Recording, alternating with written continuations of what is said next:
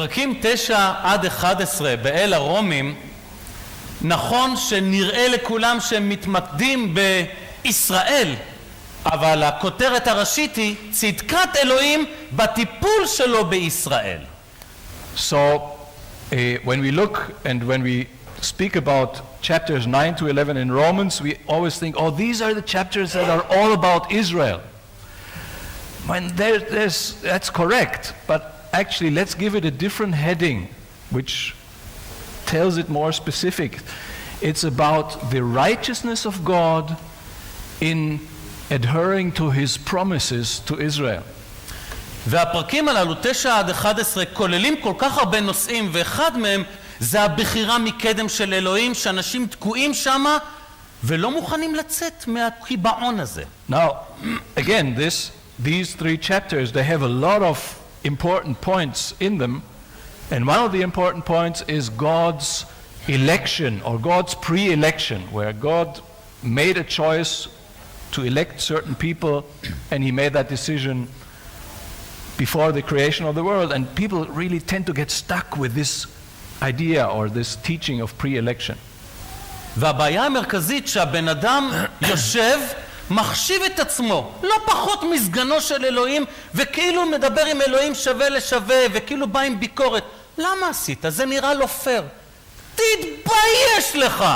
And people have this tendency of looking at pre-election and like turning to God and say, God, like on the same level with God, and telling to him, God, how can you do that? That's not fair. So if we have that kind of thoughts, we should actually be ashamed of having them. שאלה כזו רק מוכיחה שהבן אדם לא מכיר את אלוהים. אין לו מושג, שמץ של מושג, מיהו אלוהים. And if we ask this question, or if this is our reaction, it means that we don't really know God, that we don't really understand who God is. אין שום בעיה בלשאול שאלות. Now there's no problem in asking a question, even in asking God a question. איך נלמד אם לא נשאל? Because how will we learn if we don't ask? אבל לבוא לאלוהים מרמה של אנחנו סחבקים. למה? תיזהר. כי כשאלוהים נותן בוקס, לא נשארות שיניים. But we can't come to God on the same level, like if we are equals, and ask him like with this kind of thing and asking him why. That's not the right way to approach God, and we should be very careful. אז לאורך פרק 9 ראינו איך אלוהים בריבונות שלו בוחר את עם ישראל כדי להשתמש בו, להביא את המשיח ולהיות אור לגויים. So in chapter 9 so far we have seen how God in his sovereignty has chosen a people, has chosen the people of Israel in order to bring the Messiah, the Savior, out of that people. ואלוהים אמר, אני מושיע את העם, אבל חלק מן העם. לא כל מי שמחזיק תעודת זהות כחולה, גם יבוא לגן עדן. And God also promised that he is going to save part of the people of Israel, a remnant of the people of Israel, but not all of the people of Israel. It doesn't mean that if you have a blue Israeli ID, you automatically go to heaven. That's not correct. אלוהים בחר ביצחק, לא בישמעאל, להראות לנו שהוא לוקח זרע ההבטחה, ולא תוצר שאנחנו עושים בכוחנו. There were these examples of God choosing Isaac, but not Ishmael. There were two brothers, but God chose only one of them. So that was given as an example that God is sovereign in his choice. ואלוהים מוכיח את הריבונות שלו גם שהוא לוקח ועושה סלקציה בין תאומים, יעקב ועשיו. And then God even goes further and makes a selection between two twins that were born on the same day from the same mother and father. And also there God makes a selection. He chooses Jacob and not Esau. אלוהים הקשה את הלב של פרעה ואז גם העניש אותו. And then we saw the example of Pharaoh. God hardened Pharaoh's heart, and then Pharaoh was judged. וכל מה שאלוהים עשה צדיק וקדוש. And all these things that God did, everything that God does, is perfectly righteous. כל מה שאלוהים עושה לא בא בסתירה לאופי ולתכונות שלו. Everything that God does will never contradict his righteousness and his perfect character. אלוהים לא לקח צדיק תמים, הכשיל אותו וזרק אותו לגיהנום. אלוהים לא עושה את הדברים הללו. God never took a perfectly righteous person and made that person stumble and then like gleefully judged him for that. God doesn't do that. אלוהים מעניש חוטאים, הוא לא מעניש צדיקים. God judges sinners. God doesn't judge righteous people. אלוהים משתמש בצדיקים לכבודו. Now God does use righteous people for his glory. וגם אם זה דרך סבל, זה לכבודו. תשאלו את איוב. And sometimes he leads them through suffering and it's still for God's glory. Just ask Job. כאשר רואים את פעולתו של אלוהים דרך העיניים שלו, אז מתנהגים כמו ישעיה בפרק ו'. תסלח לי, תסלח לי, תסלח לי, ולא חושבים על תלונות. And when we look at the way God works, and when we look at that through God's eyes, then we become like Isaiah. We said, oh man, I need to close my mouth. God, I'll never speak again. לאור מה שקראנו עד כה, עולים לאנשים שאלות בראש, ושאול כותב את השאלות שעולים לאנשים בראש. Now, while Paul is teaching here in chapter 9, he knows that people will have questions, that this creates questions in people's minds. So what he does is he asks the question and then he gives the answer. אז הוא אומר ככה, אם אלוהים ריבון, ובכל מקרה הוא עושה מה שאיך שהוא רוצה, אז איך אדם יכול להתמודד איתו? מה, אם אלוהים עושה את הכל, ולא נותר לנו לעשות דבר, אז למה עוד מאשים אותנו? So he asks that question and he says, if God is sovereign and if God always does what he wants and that's always right, so how can God blame us for anything? God is in charge of everything. אז יש אנשים שמעלים דעה בראשם והם חושבים שאלוהים לא הוגן. And this approach, when people ask this kind of question, the underlying idea is that God isn't fair in some way. תזכרו, אנחנו הגענו כבר לפרק ט' לפסוק 19, וזה התחיל בפרק 8. אני לא יכול לבוא ולדבר בכל שיעור על כל מה שכבר עברנו, אני פשוט ממשיך וזהו. Now, when we continue now at verse 19 of chapter 9, it all builds up on what we have learned from chapter 8 and from the beginning of chapter 9, so we can't go back and explain all these building blocks that we have already laid. מי שרוצה בעברית יכול לקחת את זה דרך האתר שלנו, או באנגלית את השיעורים לשמוע אותם דרך האתר jerusalemasembly.com. אז הכל שם, אני לא יכול לחזור על זה כל הזמן. Now, those who want to look up the lessons, the previous lessons in Hebrew, they're on the Yeshua website, they can be read there. In English, they're on the Jerusalem Assembly website, and you can listen to them. They're audio lessons. אז אני קורא בפרק 9, פסוקים 19 עד 29. So I continue from chapter 9, verse 19 until 29. אזי אתה תאמר לי, מדוע הוא עוד מאשים? שהרי מי יעמוד נגד רצונו? אך מי אתה בן אדם כי תתווכח עם אלוהים? האם יאמר מעשה לעושהו, מדוע ככה עשיתני? האם מאותו חומר אין יוצר רשאי ליצור כלי אחד לכבוד וכלי אחר לשימוש שאין בו כבוד? ומה עם אלוהים? אף כי חפץ להראות את זעמו ולגלות את כוחו, סבל באורך רוח רב כלי זעם מוכנים להרס, כדי לגלות את עושר כבודו בכלי חנינה שמראש הכין אותם לכבוד, כלומר אותנו, אשר גם קרה לא רק מקרב היהודים אלא גם מקרב הגויים.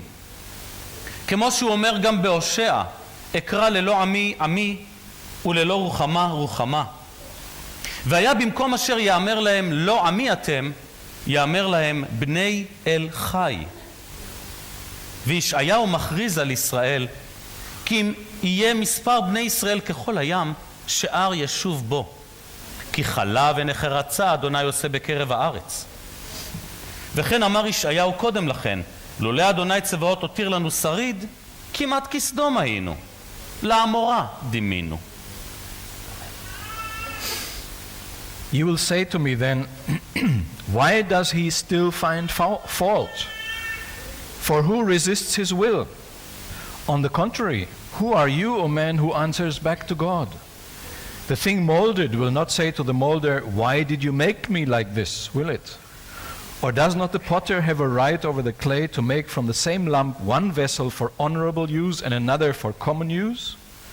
What if God, although willing to demonstrate his wrath and to make his power known, endured with much patience vessels of wrath prepared for destruction? And he did so to make known the riches of his glory upon vessels of mercy, which he prepared beforehand for glory, even us, whom he also called, not from among the Jews also, but also from among Gentiles.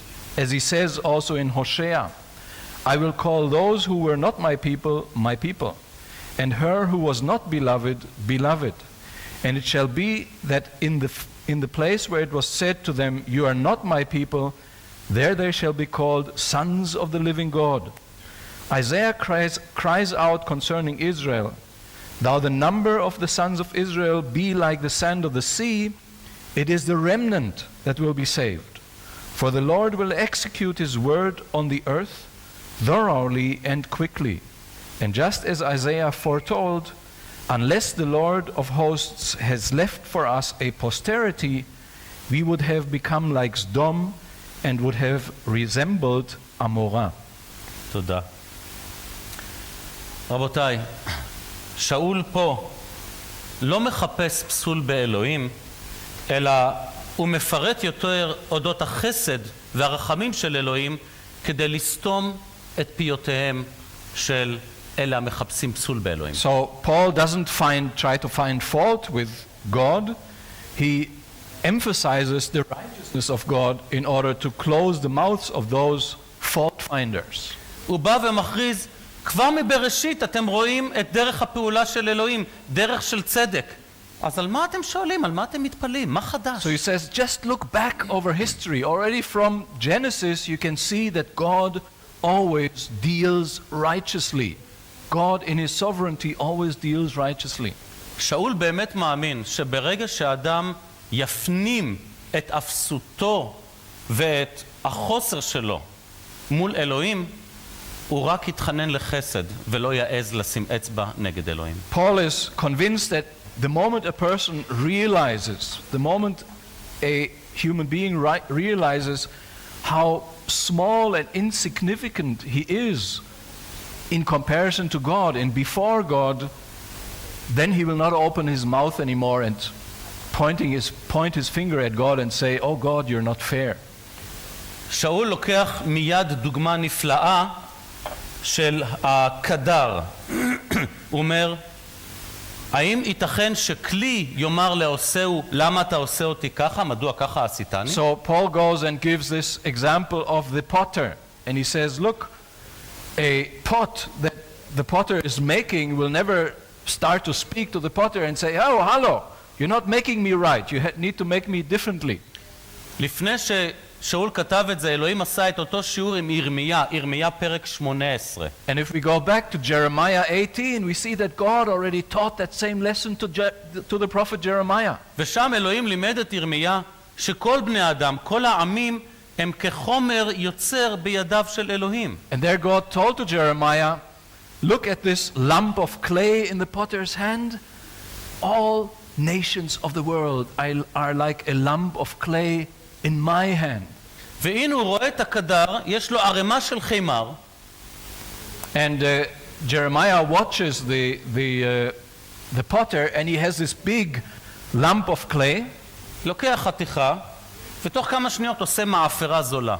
And he takes a little piece and puts it on this spinning wheel that he has. And within a minute there's a simple ashtray that he made out of it. לוקח מאותה חבילה ועושה וזה סינית שעולה $1,000,000. And then he takes from the same lump of clay and he makes this incredible Chinese vase that is worth $1 million. נראה לכם שהמאפייה אומרת, גם אני רוצה להיות וזה. Well, can the ashtray say, well, I want to be a vase? Do you say vase? Is that the way you pronounce it? Yeah, okay. אף אחד לא שואל את החומר מה הוא רוצה להיות. So nobody asks the clay what he wants to be made into, right? זה לא כמו הילדים שלנו. מה אתם רוצים? It's No. not how we treat our kids. We always ask them, what do you want? אלוהים הוא ריבון, God is sovereign. והוא מחליט מה הוא רוצה ואיך הוא רוצה להשתמש בכל אחד מהילדים שלו. And he decides what he wants and what he wants to do and what he wants to make and how he wants to use each one of his children. תזכרו שהעיסה זהה לכולם, כולנו חוטאים. Now, the lump of clay symbolizes all of us. So we're all the same. We're all sinners to begin with. ואם אלוהים החליט להפוך חוטא לשגריר שלו, השגריר הזה רק יכול לומר תודה לך אלוהים ולשתוק. Now, when God wants to take a sinner and make him into his ambassador, into God's ambassador, then the sinner can only say, God, I'm amazed. Thank you for what you're doing.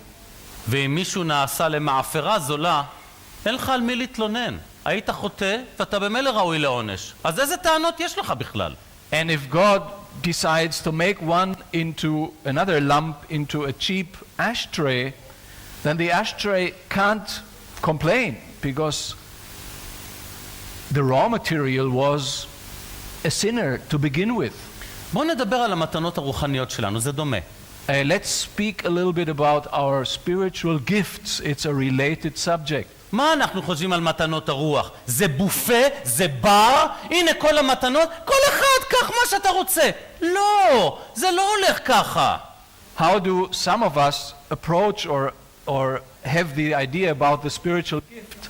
They're like a buffet or like a bar where we can go and have self-service. You take the ones we want. זה לא ככה. But it doesn't work that way.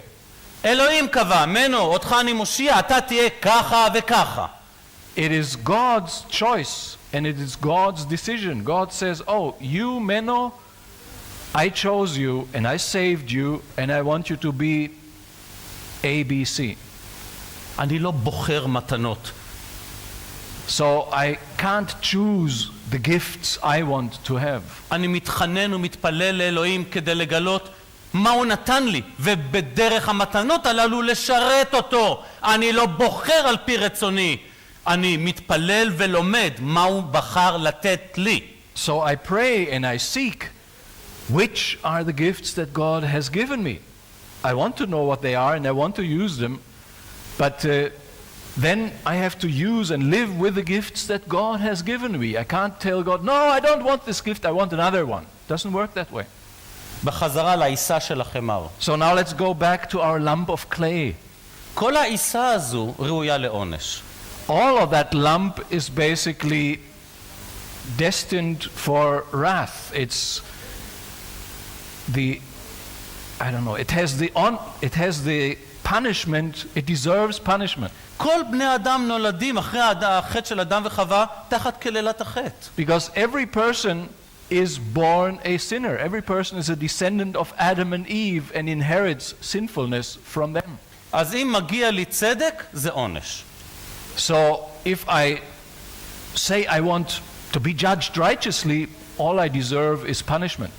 אז אם אלוהים בחר אותי אליו, זה חסד, זה רחמים. על מה אני אתלונן? So if God has chosen me and made me his child, I shouldn't be complaining about everything. It's all grace. It's all a gift. תודה לך אלוהים. All we can say is, thank you, God. אלוהים בחר את ירמיה להיות משרת שלו. Remember, God chose Jeremiah to be God's servant. מי רוצה להיות משרת של אלוהים? מי רוצה להיות בשירות של אלוהים? תרים יד. Who wants to be God's servant? Lift up your hands. תודה. לקבלת ספרון מידע ללא תשלום,